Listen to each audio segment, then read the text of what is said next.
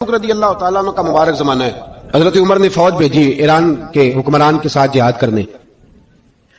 ایران کے بادشاہ نے 2 عیسائی جاسوس بھیجے. کہنے لگا ذرا پتہ تو کرو مسلمانوں کا رات کا طریقہ کیا ہے, میں صف بندی کراتا ہوں.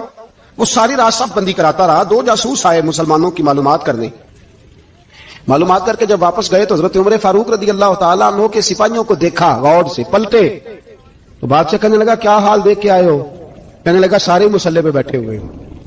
جتنے گھنٹے ہم وہاں رہے ہیں مجاہدین مسلح پہ رہے ہیں, یوں لگتا ہے جیسے ان کا دنیا داری سے کوئی تعلق. اور کہنے لگے بادشاہ کوئی ایسی طاقت ہے جس کو وہ بلا رہے تھے, کوئی ایسی قوت ہے جس کو وہ پکار رہے تھے.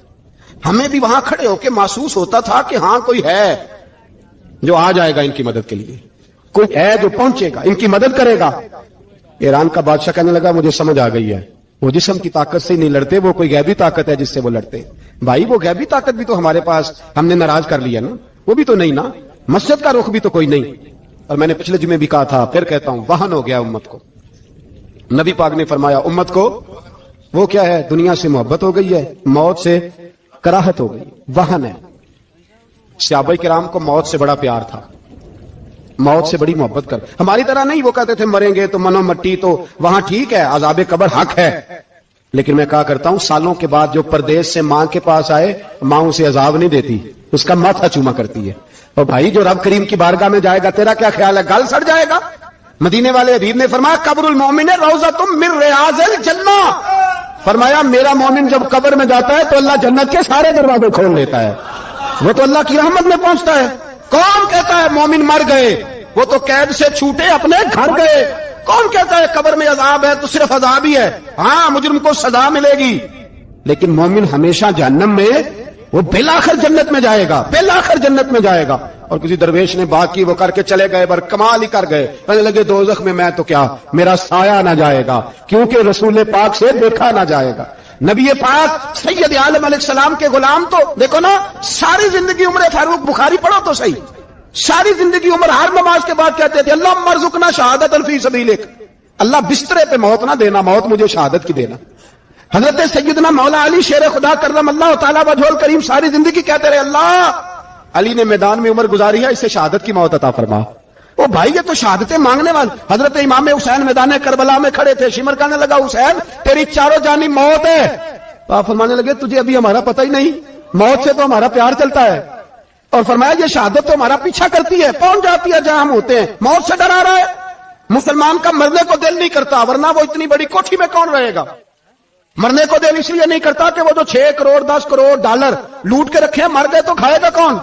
وہ فقیر فاقہ مست تھے, ان کا گھر ہی کوئی نہیں تھا, ان کے بینک بیلنس ہی کوئی نہیں تھے. وہ کہتے تھے گھر ہمارا ہے وہ جو ہمارے رب نے تیار کیا ہوا ہے, ہمارا بینک بیلنس ہے وہ جو ہمیں جنت میں جا کے ملے گا. ان کا تو یہ کھاتا ہی کوئی نہیں تھا, اس لیے وہ شہادت کی. حضرت عمر بن جموع رضی اللہ تعالیٰ عنہ میدان احد میں 4 بیٹے لے کے آئے. کتنے بیٹے بول کے بتائے؟ 4 بیٹے لے کے عمر بن جموع آئے, اور خود ایک ٹانگ سے لنگڑے سے آبی ہیں, ٹانگ چھوٹی ہے. حضور کے سامنے کھڑے ہوئے کہا محبوبہ میرے 4 ہی تھے, میں 4 لے آیا ہوں, قبول کر لیں. تو حضور نے فرمایا تو کیوں تلوار اوڑے آیا ہے, یہ تو نے کیوں گلے میں اسلحہ ڈالا ہوا ہے؟ کہا یا رسول اللہ میں نے بھی تو جانا ہے نا. تو حضور نے فرمایا 4 بیٹے جو ہیں. حضرت عمر بن جموع نے بات کی, صحابہ کہتے ہیں لبوں سے مسکرا رہے تھے, آنکھوں سے رو رہے تھے. کیا عجیب انداز ہے. حضور نے فرمایا عمر 4 بیٹے جو آ گئے تو رہنے دے. حضرت عمر رو پڑے, کہنے لگے محبوبہ کیا لنگڑے جنت میں نہیں جائیں گے؟ کیا حضور میں لنگڑا ہوں تو میرے لیے جنت کوئی نہیں؟ میرے حبیب پاک سید عالم صلی اللہ علیہ وسلم نے فرمایا عمر تو ضرور جنت میں جائے گا. کہا محبوبہ پھر بچے بعد میں جائیں گے, میں پہلے میدان میں جاؤں گا. ایک بی بی 4 بیٹے لے کے آئی احد میں. کہا محبوبہ کل کمائی تھی میں لے آئی ہوں, میرے پاس کوئی اور شے ہوتی تو میں بچا کے نہ رکھتی. بیٹے دے کے نا حاضری لگوا کے تو واپس دروازے پہ لے گئی. تو حضرت سیدنا عبداللہ ابن عمر فرماتے ہیں بی بی بول رہی تھی تو میرا جذبہ جہاد بڑھ رہا تھا. اپنے بیٹوں کو کہنے لگی میں تمہیں حضور کے پاس چھوڑ کے جا رہی ہوں, جب تم میدان میں گرو گے تو میں تمہیں دیکھنے آؤں گی, دیکھنا تمہاری پشت پہ کوئی زخم نظر نہ آئے. جتنے تیر کھانے ہوئے سینے پہ کھانا, اتنے تلواروں کے نیزوں کے زخم برداشت کرنے ہوئے یہاں کھانا, پشت پہ زخم نظر نہ آئے. حضرت عبداللہ ابن عمر فرماتے ہو بی بی کی گفتگو میرا جذبہ جہاد بڑھا رہی تھی. ایک بی بی 3 سال کا 4 سال کا بیٹا لیے رو رہی ہے, احد کا دن ہے. سہیلیاں پوچھتی ہیں تو کیوں روتی ہے؟ وہ کہتی ہے دیکھو میرا خامد بھی بدر میں شہید ہو گیا, بھائی اور باپ بھی. دل کرتا ہے کوئی جوان بیٹا ہوتا تو آج مصطفیٰ کے ساتھ اسے ہی بھیج دیتی, کوئی جواب میرے پاس ہے ہی 3 سال کا، تو کیا کروں؟ 3-4 سال کا بچہ کیا کرے گا؟ پتہ نہیں کیا دلیل آئی، اچانک اٹھی، بیٹے کو سینے سے لگایا، کپڑا ڈالا، مسجد نبوی پہنچ گئی۔ حضرت بلال کہتے ہیں مجھے ملی، کہنے لگی بلال مجھے پتہ ہے حضور تیاری کرا رہے ہیں جنگ کی، پر 2 منٹ اگر میری ملاقات ہو جائے۔ بلال حبشی کہنے لگے حضور ہم ایک بی بی ضد کر رہی ہے۔ حضور باہر آئے، کہنے لگی حضور میں فلاں کی بیٹی، فلاں کی بہن، فلاں کی بیوہ ہوں، میں نے بدر میں 3 شہید دیے ہیں، اب میرے پاس یہ 3 سال کا لال ہی بچا ہے، بڑا فخر ہے میرا، لوگ مجھے شہید کی بیوہ، شہید کی بیٹی، شہید کی بہن کرتے، دل کرتا ہے شہید کی اماں بھی کہی جاؤں تو میرا بیٹا لے لیں۔ سیدنا بلال کہتے ہیں حضور مسکرائے، کہنے لگے یہ 3 سال کا نونہال کیا کرے گا؟ کہتے ہیں اماں کا عجیب جذبہ ہے۔ کہنے لگی محبوبہ سنا ہے اسلحہ بھی تھوڑا ہی ہے، ڈھالیں زیادہ کوئی نہیں، میرا بیٹا ساتھ رکھ لیں، جب آپ کی طرف کوئی تیر آیا نا تو میرا بیٹا ڈھال کے اس کو ڈھال بنا کے آگے کر دینا۔ محبوبہ ڈھال تو بن ہی سکتا ہے نا۔ حضرت بلال فرماتے ہیں مصطفیٰ کریم نے فرمایا جا میں نے قبول کیا، قیامت کے دن بیٹا گھر لے جا، جب تیرا نام پکارا جائے گا تو شہید کی اماں کہہ کے پکارا جائے گا، جا تو گھر لے جا۔ کہتے ہیں چلتے چلتے ایک غریبنی اور آ گئی، اتنی سی اٹی بان کی، اتنی سی۔ بلال حضور سے ملاقات ہو جائے گی، نبی پاک آ گئے، کہا محبوبہ یہ غلبہ اسلام میں میرا بھی حصہ ڈال لیں۔ حضور نے فرمایا یہ کیا ہے؟ کہنے لگے حضور خامد فوت ہو گیا، اولاد اللہ نے بے نیازی سے دی نہیں، سویرے چرخہ کاٹ کے رزق حلال کھاتی ہوں، میرے پاس نا یہ اتنا سا بان ہے، ایک گھوڑے کی لگام بن جائے گی، محبوبہ حصہ تو ڈال جائے گا نا دین کے لیے، میری قبولیت ہو جائے گی۔ میرے حبیب نے ہاتھ اٹھائے اور دعا مانگی، کہے اللہ جتنا تو میدان کے مجاہدوں کو اجر عطا فرمائے اتنا اس غریبنی کو بھی عطا فرمانا۔ حضرت عمر فاروق رضی اللہ تعالیٰ عنہ رات کا وقت چہرے پہ نقاب ڈال کے گلی میں گھوم رہے تھے، میں بھی گلی میں نکلتا ہوں، آپ بھی نکلتے ہیں، لیکن مقصود یہ ہے کہ ذرا پتہ کریں باہر کی ہوا کیسی ہے، مقصود یہ ہے کہ پتہ کریں کہ آج برگر کس دکان کا اچھا ہے، معلومات کریں کہ محلے کی سیاست کس رخ جا رہی ہے۔ وہ بھی نکلتے تھے لیکن مقصود یہ نہیں تھا، مقصد سمجھ گئے تھے نا، وہ اس لیے نکلتے تھے کہ پتہ کروں کوئی دکھی تو نہیں، کوئی تکلیف میں تو نہیں، کوئی آزمائش میں تو نہیں۔ دیکھیں نا کام وہی ہے، میں بھی کرتا ہوں، آپ بھی کرتے ہیں، ساری دنیا کرتی، لیکن وہ ایکم احسن عملا، کردار کس کا ستھرا ہے، ذہن کس کا اونچا ہے، ذوق کس کا بڑا ہے۔ زندگی وہ بھی بتا گئے، ہم بھی گزار رہے ہیں، لیکن وہی کمزور باتیں اور وہی روایتی گفتگو اور وہی لب و لہجہ اور وہی دنیا داری کے مقصود سی ہماری گفتگو، فلاں کیا کر رہا ہے، کہاں پہنچ گیا، اگر پیسے کسی نے نہیں کمائے تو کہاں نکھٹو ہے تب نہیں کمائے، اور اگر زیادہ کما لیا تو کہنے لگے 1 نمبر طریقے سے تو نہیں کمائے جا سکتے، یہ کوئی غلط رستہ اختیار گفتگو ہے بس، نشستن گفتن برخاستن۔ تو اعلیٰ کام، اعلیٰ کردار ان لوگوں، حضرت عمر گزر رہے تھے تو غلام ساتھ تھا، ایک شخص کو دیکھا کہ مدینے کے باہر خیمہ لگایا ہوا ہے، بھئی خیریت ہے، یہاں خیمہ کو لگایا؟ کہنے لگا امیر المومنین سے ملنے آیا ہوں، رات ہو گئی تھی تو سوچا یہیں قیام کر لیتا ہوں، صبح ان سے ملوں گا۔ تو فرمایا اندر کسی کے درد سے کراہنے کی آواز آتی ہے، کہنے لگا میری بیوی ہے اور بچے کی ولادت کا وقت آ گیا، تکلیف میں۔ حضرت عمر دوڑے گھر گئے، اپنی اہلیہ سے کہنے لگے نیکی کمانے کا ارادہ ہے؟ اس نے کہا ہے، مقصد سمجھ گئے تھے نا وہ لوگ، بالکل ہے۔ فرمایا جو ضرورت کی چیزیں ولادت کے وقت ہوتی ہیں لے لے، کچھ گھی لے لیا، کچھ چنے لے لیے، کچھ ضرورت کی چیزیں لے لی، خاتون کو ساتھ لیا۔ یہ خاتون اول کی بات کر رہا ہوں، میں خاتون اول کی بات کر رہا ہوں۔ حضرت فاروق اعظم رضی اللہ تعالیٰ عنہ امیر المومنین ہے۔ حضرت عمر نے اپنی اہلیہ کو ساتھ لیا، جہاں وہ شخص تھا وہاں آئے، اہلیہ نے حضرت عمر کے ذمہ کام لگایا، آگ جلا لیں، یہ تیل لے لیں، فلاں فلاں چیز گھی میں ڈال لیں، بنانی شروع کر دیں۔ فاروق اعظم نے ہاتھ کے اندر پکڑا ہوا برتن، چمچہ، ڈوئی بھی آخ لی ہے، پنجابی ہے نا ہم، تو وہ کام کر رہے ہیں، چلا رہے ہیں، آگ جلا رہے ہیں، خاتون اندر ڈیوٹی کر رہی۔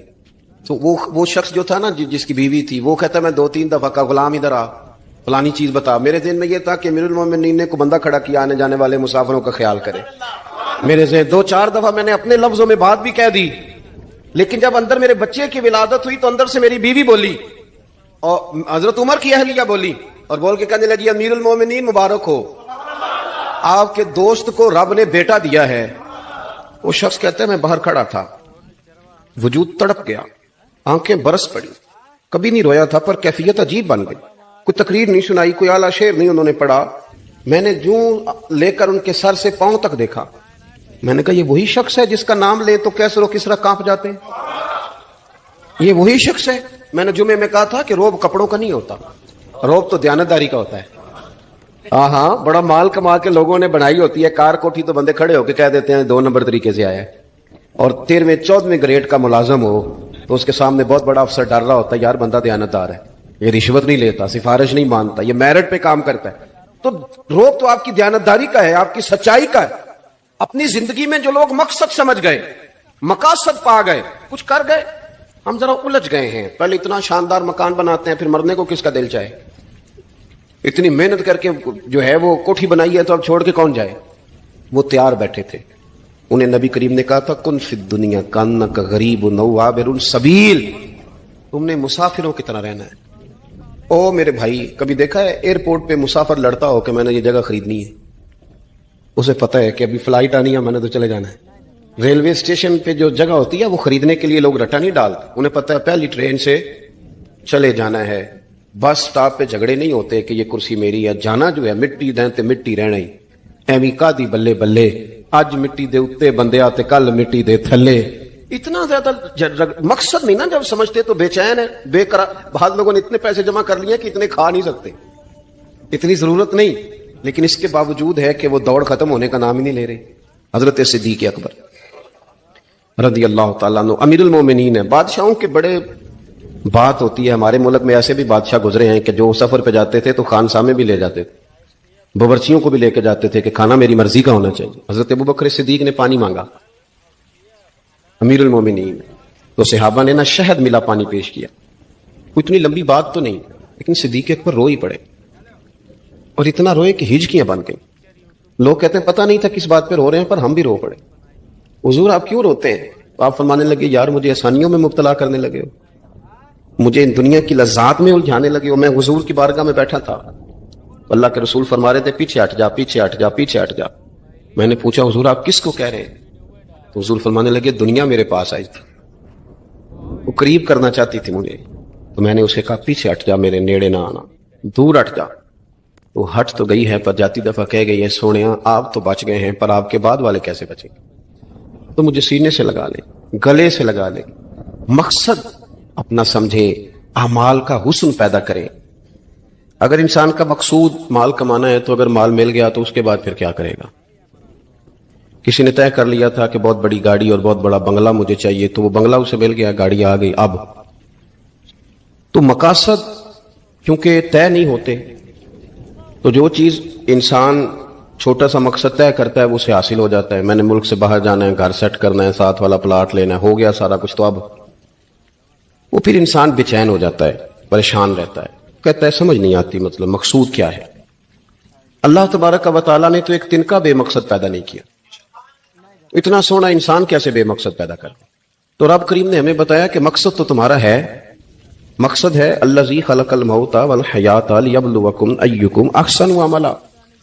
اس نے موت اور حیات اس لیے پیدا کی ہے تاکہ پتہ چلے تمہیں اچھے عمل کون کرتا ہے،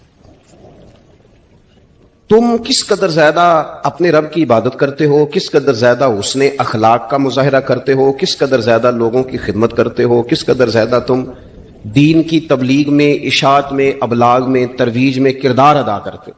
با مقصد تمہیں بنایا، با مقصد. اچھا ترین عمل تم میں سے کون کرتا ہے؟ اس لیے موت اور حیات پیدا کی تھی کہ تم نے ستھرے سے ستھرے اعمال، بہتر سے بہتر کردار، اعلیٰ سے اعلیٰ تمہارا انداز زندگی. دیکھیں ہم نے لوگوں کے ساتھ مل کے رہنا ہوتا ہے، بہت ساری چیزیں ایسی ہوتی ہیں کہ جو تکلیف کا سامان بنتی ہیں. اب انہی لوگوں کے ساتھ اللہ نے ہمیں مل کے رہنے کا حکم دیا، ان کے حقوق ادا کرنے کا حکم دیا، تو ساتھ ساتھ نہ درگزر کا بھی کہا، معافی کا بھی کہا. جب انسان معافی کر دینے والا ہو جاتا ہے، درگزر والا ہو جاتا ہے، تو پھر وہ بڑا ہو جاتا ہے، بڑے دل والا ہو جاتا ہے، بڑے حوصلے والا ہو جاتا ہے، بڑے ضرب والا ہو جاتا ہے، اس کی زندگی حسین ہوتی. تو یہاں آئے تھے کچھ کام کرنے. وہ جو ہم نے مقصود بنائے تھے نا، مطلب اچھے کپڑے، اچھی دنیا داری، اچھی گاڑی، اچھا موبائل سیٹ، وہ چونکہ مقصود نہیں تھا تو ان چیزوں کے حصول کے باوجود بھی لوگ پریشان ہیں. مقصود یہ تھا کہ بہترین عمل، سونا عمل، اعلیٰ ترین عمل میرے رسول پاک صلی اللہ علیہ وسلم کے غلاموں نے نا وہ عمل کر کے دکھایا. اعلیٰ ترین مزاج رکھتے تھے اور اعلیٰ ترین خدمت. یعنی لوگ ان کا کردار دیکھ کے نا، کردار اور عمل دیکھ کے، ہم تو لمبی تقریریں کرتے ہیں، باتیں کرتے ہیں، بڑا کچھ بتانا پڑتا ہے، لیکن وہ بس تھوڑا سا نا لوگ ان کے پاس اٹھتے بیٹھتے تھے، آتے جاتے تھے. اتنی دوڑ ہے کہ آگے بڑھ کے اور لینا ہے اور لینا ہے، عالم مزید کا رٹا، وہ سمجھ گئے، ہم نہ اڑے ہوئے ہیں۔ بہت سارے لوگ ایسے ہیں جنہیں صحیح بات کا پتہ چل گیا ہے، وہ فیصلہ کرنے میں دیر کر رہے ہیں، انہیں سمجھ آ گئی ہے کہ بہتر یہی ہے کہ میں وقت پہ مسجد آیا کروں، انہیں سمجھ آ گئی ہے بہتر یہ ہے کہ سویرے اٹھ کے نا واٹس ایپ بعد میں دیکھوں، پہلے قرآن پاک کی زیارت کر لیا کروں۔ سمجھ انہیں ہے، سمجھ ہے کہ باتیں زیادہ کرنے سے بہتر ہے درود و سلام زیادہ پڑھا جائے، پتہ انہیں ہے، وہ فیصلہ ہی نہیں کر رہے، ارادہ نہیں بنا رہے، توجہ نہیں کر رہے۔ جب بہت زیادہ بندہ دنیا داری میں الجھ جاتا ہے نا، بہت زیادہ، آسانیاں تو بندے کو جینے نہیں دیتی۔ پہلے انسان کہتا ہے کہ موٹر سائیکل ہو جائے نا تو چلو سفر آسان ہوگا، پھر موٹر سائیکل کہتا ہے ٹائر 2 ہیں، 4 ٹائروں والی ہونا، چلو مہران ہی ہو جائے خیر ہے، لیکن مہران میں بیٹھتے ہی اسے خیال آتا ہے کہ اس کی تو سیٹیں تنگ ہیں، پھر اس سے بڑی گاڑی چاہیے۔ یہ روز دوڑ ہے، بانج فقیروں کسے نہیں ماریا، اے ہوئی چور اندر دا، یہ دوڑ ہے، یہ ختم۔ حضرت ابوبکر صدیق رضی اللہ تعالیٰ عنہ امیر تھے، ہمیں تو نا جی ایک سے ایک کھانا، اور آج یہ نہیں کھانا، آج میری مرضی کا کھانا، یہ میری مرضی کا، یہ میرے بچے کی مرضی کا، یہ فلانے کی مرضی کا، وہ خواہشات کا انبار۔ اور نفس بچے کی طرح ہوتا ہے، خواہش پوری کرو تو فوراً ہی دوسری بھی بتا دیتا ہے، دوسری پوری کرو تو تیسری کی بھی خبر دے دیتا ہے۔ ہم نا کیونکہ الجھ جاتے ہیں، پھر وہ الجھاؤ ہمیں باہر نہیں نکلنے دیتا۔ اگر تھوڑا تھوڑا کر کے، میرا مطلب یہ ہے کہ زندہ رہنے کے لیے روٹی کھانی ہے نا، مثلا روٹی کا لطف کتنی دیر ہوتا ہے، اتنی دیر منہ میں چباتے ہیں، اس کے بعد ختم۔ تو کپڑا تو پہننا تھا بدن چھپانے کے لیے، اس میں وہ کدھر سے آ گئی ساری کہانیاں جو آج بن گئی۔ اور اتنے میں نے عجیب و غریب نظام دیکھا ہے کہ نوجوان ہے، اچھا بھلا سیانا آدمی، کپڑے اس نے تازے سلوائے ہیں اور 99 لوگوں نے کہا صحیح لگ رہا ہے، تو صرف ایک نے کہا نہیں ٹھیک لگ رہا، وہ پریشان ہو جاتا ہے، کہتے اس کا کچھ کروں۔ کیوں؟ اس لیے کہ یہی سارا مقصود سمجھ لیا ہے، کپڑے پہننا، اسی میں الجھ جانا۔ میں اکثر دوستوں سے کہتا ہوں، میں خود کسی دوسرے کی بات نہیں کرتا، بہت زیادہ عمر نہیں میری، میں خود جایا کرتا تھا، شادی کوئی آ گئی تو 2-3 دن پہلے ابا جی کہتے تھے پرانے جوتے کچھ گنڈوا لا، کچھ پالش کرا لا، توڑے میں ڈال کے جانا موچی کے پاس، اس نے کچھ سیٹ کر دینے۔ اب کہاں رہ گیا جی یہ کام، چھٹی نہیں ہو گئی، اب کون سا ایسا سلسلہ ہے؟ وہ جو کہیں سے کپڑا تھوڑا پھٹ جاتا تھا نا تو اماں اس کو اس طرح پیوند کراتی تھی کہ ڈیزائن بھی بن جاتا تھا اور کام بھی چل جاتا۔ کدھر گیا وہ دور؟ لیکن تکلیف دیکھ لیں، آج پہلے سے زیادہ ہے، لڑائی پہلے سے زیادہ ہے، آزمائش پہلے سے زیادہ ہے۔ کیوں؟ جتنی بھی خواہشات آپ بڑھاتے جائیں گے نا، مقصد فوت ہوتا جائے گا۔ جتنی بھی مقصود سفر کرنا ہے، گاڑی دکھانا تو مقصود نہیں نا، لیکن ہمیں وہ والی گاڑی چاہیے کہ لوگ ایک دفعہ انگلی منہ میں ڈالیں کہ وہ اس گاڑی پہ بیٹھا ہوا ہے۔ ہم مقصد سے پیچھے ہٹیں گے جب پھر تکلیف میں آئیں گے، پھر آزمائش۔ زندگی میں ہم نے جو چیزیں مینج کی ہیں وہ ساری دوسروں کے لیے، ہمارے لیے کوئی شے بھی نہیں۔ ولیمے پہ گئے تاکہ برادری راضی ہو جائے، تعزیت کے لیے گئے تاکہ محلہ راضی ہو جائے، فلانا کام کیا تاکہ لوگ جو ہیں وہ میرے حق میں ہو جائیں۔ ساری زندگی دوسروں کے لیے جی کے گزار دی، اور آپ نے 99 نیکیاں کی، ایک خامی آئی تو لوگ تو وہ تھے جو پھر بگڑ گئے۔ بہتر نہیں بندہ رب کو ہی راضی کرے۔ واللہ ورسولہ احق ان یرضوہ، اللہ اور اس کے رسول کا زیادہ حق ہے کہ انہیں راضی کیا جائے، ان کا زیادہ حق۔ اپنی زندگی میں معاملات کو ترتیب دیں، ایک مخصوص ذہن بنائیں، اتنا سویرے قرآن شریف پڑھنا ہے، اتنا درود پاک، اور یہ راز ہو ہمارا اور ہمارے رب کا، یہ راز ہو، اتنی دیر مصلی پہ بیٹھنا ہے۔ میرے ایک دوست سے ڈاکٹر صاحب میں بیٹھا تھا تو وہ ایک شخص کو کہہ رہے تھے تیرے دل میں کچھ باتیں ہیں نکال دے تاکہ تیری ٹینشن ریلیز ہو جائے، تیری صحت ٹھیک ہو جائے گی۔ تو بندہ کہہ رہا تھا اچھا ٹھیک ہے ڈاکٹر صاحب۔ تو میں نے کہا کہ اگر آپ اجازت دیں تو ایک بات میں بھی کر لوں؟ نے کہا آپ بھی کر لیں۔ تو میں نے کہا ڈاکٹر صاحب کچھ دکھ بڑے ذاتی اور نجی ہوتے ہیں، بندہ کسی کے سامنے کہہ ہی نہیں سکتا، بڑے ذاتی قسم کے ہوتے ہیں وہ، آپ کسی کے سامنے جتنا مرضی کوئی قریبی ہو، وہ بندے کی اپنی اندر کی کچھ ایسی تکلیفیں ہوتی ہیں اندر کی، آزم گنڈاں دے وچ گنڈاں 10 کیڑی کھولا، بڑے مسئلے ہوتے ہیں، آپ کیسے بیان کر سکتے ہیں، سوال ہی نہیں پیدا ہوتا۔ تو کہنے لگا پیر صاحب حال تو ہوگا نا؟ میں نے کہا بالکل ہے، ہمیں ہمارے دین نے دعا سکھائی ہے، جو کسی سے نہیں کہہ سکتے وہ اپنے رب سے کہہ دو، اللہ کے حضور عرض کر دو، کشکول طلب دراز کر کے کہہ دو مالک یہاں پریشان ہوں، وہ بڑا کریم ہے، عطا بھی کرے گا اور پردہ پوشی بھی فرمائے گا۔ اپنے اللہ کے ساتھ اپنا تعلق مضبوط کریں، اپنی زندگی میں حسن اعمال کا پیدا کریں، اعمال کا، کہانیوں کا نہیں، باتوں کا نہیں، تصویروں کا نہیں، نئی سے نئی پکچر کا نہیں، اعمال کا۔ اور خوبصورت ترین طریقہ ہو، دیکھیں نا مشکل سے بھی تو نماز پڑھنی ہے نا، سویرے ابا بڑے غصے میں تھے تو پھر مجھے اٹھنا ہی پڑا، تو اس طرح بھی تو پڑھنی ہے۔ تو اگر بندہ ذوق سے اٹھے اور ذرا سونا کر کے وضو کرے اور ذرا صحیح کر کے مصلی بچھائے اور سجدہ کرے تو ذرا ذوق سے کرے، مجھے سوز دے، مجھے ساز دے، مجھے نیم شب کا نیاز دے، دم سجدہ خود کو میں توڑ دوں، مجھے ایسا ذوق نماز دے۔ اس ذوق کے ساتھ آگے بڑھے. مقاصد جب بندہ سمجھ جاتا ہے نا مقاصد، پھر اس کے لیے آسانی ہوتی ہے. میں نے عرض کیا تھا زیادہ باتیں نہیں کرنی، مقصود تو ایک پیغام دینا ہے. اب ہم نے جانے والوں کے لیے کیا کرنا ہے؟ ایک تو یہ کہ اپنا مقصد ٹھیک کرنا ہے کہ جو رخصت ہو گئے اپنے بزرگوں کو نا یاد رکھیں. اصل کام ہے ان کو بول کے بتائیے. سال کے بعد ختم بڑی اچھی بات ہے، سسماہی ششماہی سیماہی سب ٹھیک ہے، ان کو یاد رکھیں. حضور نہ یاد رکھتے تھے، اپنی والدہ کا ذکر کرتے تھے، اپنے والد کی بات کرتے تھے، اپنے دادا کا ذکر کرتے تھے.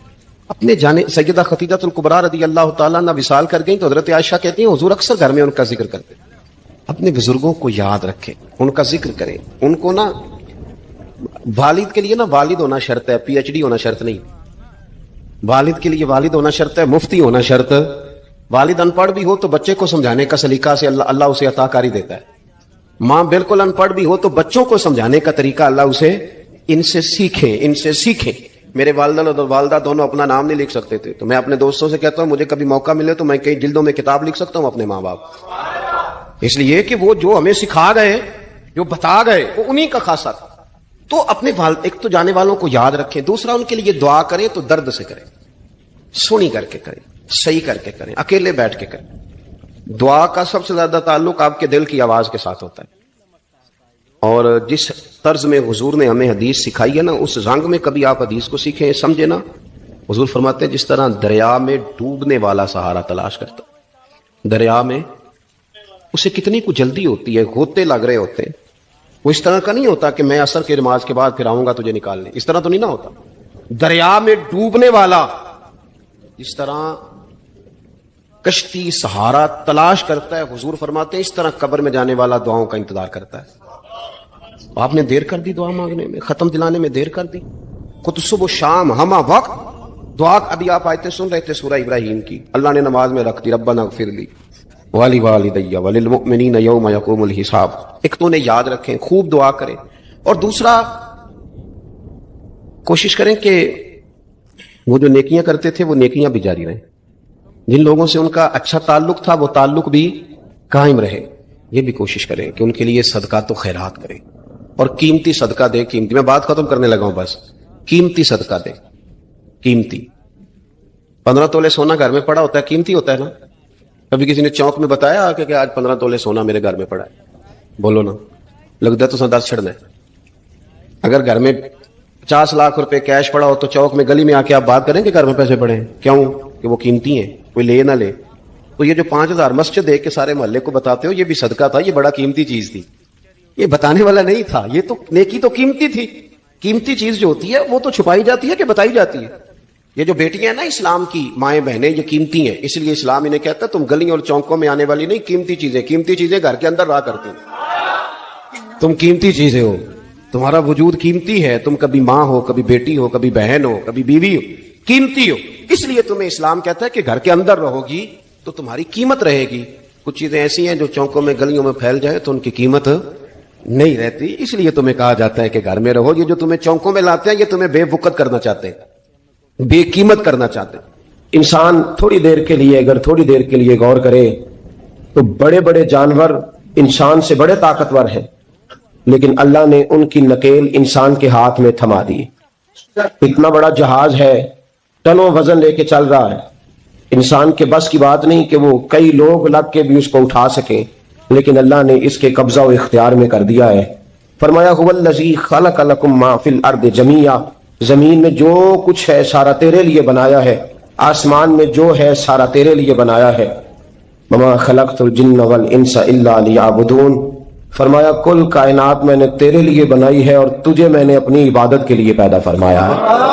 تو جنوں اور انسانوں کو اللہ نے اپنی عبادت کے لیے تخلیق فرمایا. مقصد زندگی، مقصد تخلیق، دنیا میں آنے کا مقصد اولین اور مقصد آخرین اللہ کی عبادت، اللہ کی معرفت، اللہ کی طرف توجہ، اللہ کی طرف رجوع. یہی ایک مقصد تھا انسان کے آنے کا. اسی کو قرآن نے بیان کیا تھا. اپنے اپنے مقاصد درود شریف پڑھنے والوں بلند صلاۃ و سلام علیک یا سید یا رسول اللہ. اپنے اپنے مقاصد، اپنے اپنے معاملات کو ہم نے ترتیب دے لیا ہے. صبح سے شام تک کے معاملات سارے کے سارے ہمارے ذاتی، نجی اور ہمارے اپنے بنائے ہوئے مقاصد کے تحت گزر رہے ہیں. حالانکہ رب کریم نے فرمایا کہ انسان میں نے تجھے اپنی عبادت کے لیے بنایا ہے، اپنے لیے تجھے بنایا ہے، تو میری بارگاہ میں سجدہ ریز ہو، تو میری بارگاہ کی طرف توجہ کرے، تو میرے لیے تسبیح پڑھے، تو تحلیل کے جملے بولے، تو تکبیر کہے، تو میرے محبوب پہ نازل ہونے والے قرآن کی تلاوت کرے۔ تجھے تو اس لیے بنایا تھا۔ عبادت کا معنی یاد رکھیے گا، عبادت کا معنی فقط نماز پڑھنا نہیں، عبادت کا معنی صرف نماز پڑھنا نہیں، نماز عبادت کا ایک جز ہے، نماز عبادت کا ایک حصہ ہے۔ عبادت نماز پڑھنے کا نام نہیں، عبادت روزہ رکھنے کا نام نہیں، عبادت صرف اور صرف حج کرنے کا نام نہیں، فقط ذکر فکر کرنا عبادت نہیں، بلکہ اللہ کا حکم ماننے کا نام عبادت ہے، خدا رسول کی بات ماننے کا نام عبادت ہے۔ جہاں جانے کا خدا حکم دے وہاں چلے جاؤ، یہ عبادت ہے۔ جہاں جانے سے منع کر دے وہاں کبھی نہ جاؤ، یہ عبادت ہے۔ اگر نماز پڑھنے کا نام عبادت ہوتا تو پھر فجر کی فجر کے وقت کیوں پڑھنی پڑتی، پھر ظہر میں ہی کیوں فرض ہوتی، پھر عصر کا وقت مغرب میں جا کے کیوں نہ شروع کیا جاتا، پھر انسان کی مرضی تھی جب پڑھ لیتا۔ فرمایا نہیں، عبادت میری ہے، اصل میری اطاعت ہے۔ میں جب کہوں کہ یہ فجر کا وقت ہے تو تجھے فجر مان کے پڑھنا، جب کہوں ظہر کا وقت ہے تو ظہر مان کے۔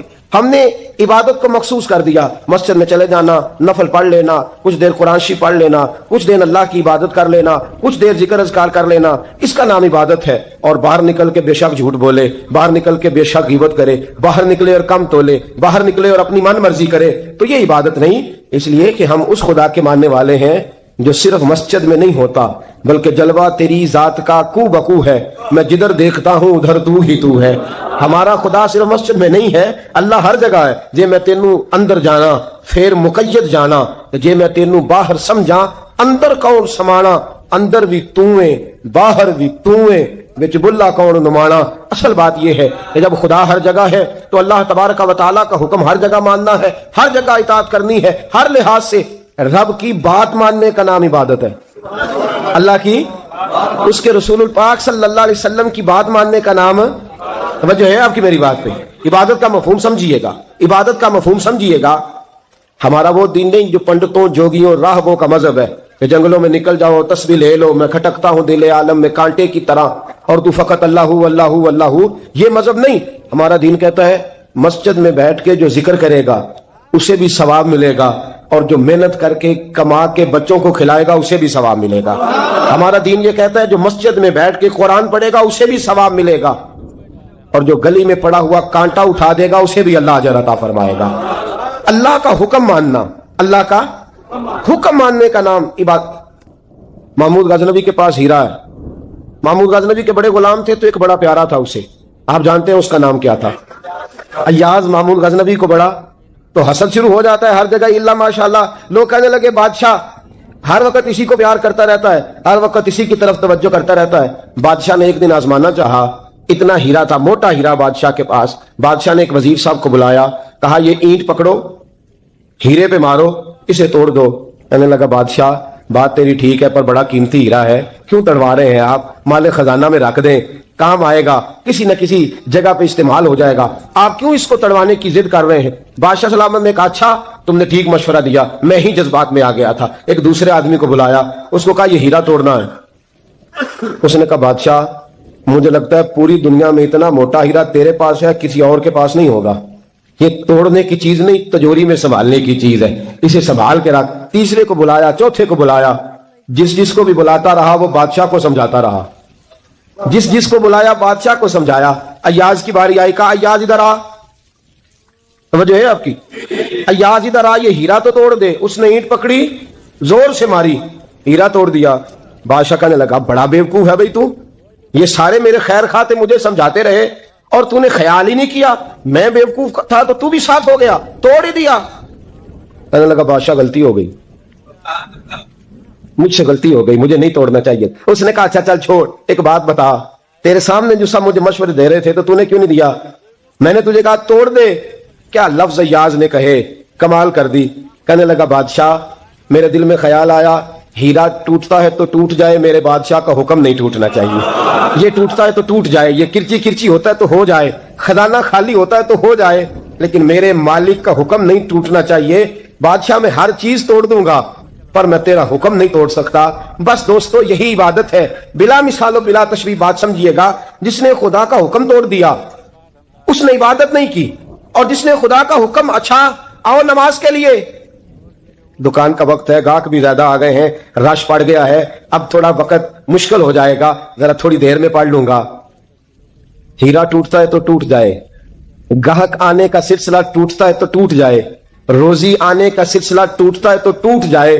مسلمانوں خدا کا حکم نہیں ٹوٹنا چاہیے, رسول اللہ کا فرمان نہیں ٹوٹنا چاہیے. میرے رسول پاک صلی اللہ تعالی علیہ وسلم کا اقبال نے کیا کہا, کہنے لگا اے طائر لاہوتی اس رزق سے موت اچھی جس رزق سے آتی ہو پرواز میں کوتاہی. کہا خدا کا حکم نہ توڑ بیٹھنا, اور عبادت بھی جس کو اللہ کہہ دے وہ عبادت ہے. ایک بندہ زوال کے وقت نماز پڑھنے کھڑا ہو جائے تو ہو جائے گی, کیوں نماز نہیں پڑھ رہا. اچھا میں آپ کو روایت سناتا ہوں, شیر خدا مولا کائنات حضرت علی المرتضی رضی اللہ تعالیٰ عنہ فرماتے رسول پاک صلی اللہ علیہ وسلم نے ہمیں منع فرمایا جب عید الفطر کا دن ہو یا عید الاضحیٰ کا دن ہو تو تم نے کیا کرنا ہے, فجر کی نماز پڑھنی ہے, اس کے بعد اشراق چاشت نہیں پڑھنی, فجر سے لے کر عید کی نماز تک درمیان میں کوئی نماز نہ پڑھنا. جب عید کی نماز ہو چکے پھر تمہیں اجازت ہے جتنے مرضی نفل پڑھو, لیکن فجر سے لے کر عید تک تم کوئی اور نماز نفل درمیان میں نہ پڑھنا. حضرت علی المرتضی شیر خدا کا زمانہ ہے, عید کا اعلان ہو گیا, عیدگاہ میں لوگ کٹھے ہو رہے ہیں, ایک شخص دوڑا آیا, اس نے آ کے نماز کی نیت باندھ لی. توجہ ہے آپ کی؟ میں نے کہا عبادت ہے خدا کا حکم ماننے کا نام. حضرت علی رضی اللہ تعالیٰ عنہ نے نماز کے بعد اس شخص کو بلایا, فرمایا ادھر آ, تجھے نہیں پتا کہ جب تک عید کی نماز نہیں ہوتی کوئی اور نفل نہیں پڑھیں گے؟ کہنے لگا جی میں نے نماز ہی پڑھی ہے, کوئی جرم کیا ہے؟ نماز پڑھی ہے نا, میں نے سجدہ کیا ہے, کوئی جرم ہے؟ حضرت علی نے تلوار نکال لی, فرمایا جو مصطفیٰ کی سنت توڑ کے نفل بھی پڑھے گا میں اس کا بھی سر قلم کر دوں گا, جو رسول پاک کے حکم کے خلاف عبادت بھی کرے گا اس کو بھی قتل کر دیا جائے گا. توبہ کر. یاد رکھیے گا عبادت خدا رسول کی بات ماننے کا نام ہے. آپ سویرے 8 بجے اٹھ کے کھڑے ہو جائیں کہ میں نے تو فجر پڑھنی ہے, فجر کا وقت 8 بجے نہیں ہوتا, وہ گزر گئی 4 بجے, 4:15 بجے ہو چکا. ایک شخص شام 7 بجے کھڑا ہو جائے, کہے جی میں تو ظہر کی نماز 7 بجے پڑھا کروں گا, یہ کیسے ممکن ہے؟ اس کا وقت تو 2 بجے کے راؤنڈ اباؤٹ ہے, تجھے اسی وقت ادا کرنی. یاد رکھیے گا عزیز ساتھیو, عبادت اللہ کا حکم ماننے کا نام ہے, لیکن عبادت کی بہت بڑی جو ایک رکن ہے, عبادت کا بہت بڑا جو ایک جز ہے وہ نماز پڑھنا ہے, بہت بڑا جز. حضرت محمد بن ابی بکر حضرت صدیق اکبر کے صاحبزادے رضی اللہ تعالیٰ عنہ کیا فرماتے ہیں مسلمانوں بڑے نصیبوں والے ہو, بڑے نصیبوں والے ہو, تمہیں تو اللہ کی بارگاہ میں جانے کے لیے اجازت ہی نہیں لینی پڑتی, اللہ نے تمہارے لیے دروازے ہی کھول دیا ہے. جب دل کیا, وضو کیا, نماز کی نیت باندھی, اللہ کے دروازے کھل گئے, اور بغیر کسی ترجمان کے تم نے اپنے رب سے بات کرنی شروع کر دی. عبادت ایسی نعمت ہے, اللہ کی بارگاہ میں کھڑے ہونا, سجدہ کرنا اتنی بڑی فضیلت کی بات ہے. یہ حدیث میرا خیال ہے آپ کو کبھی بھولنی نہیں چاہیے.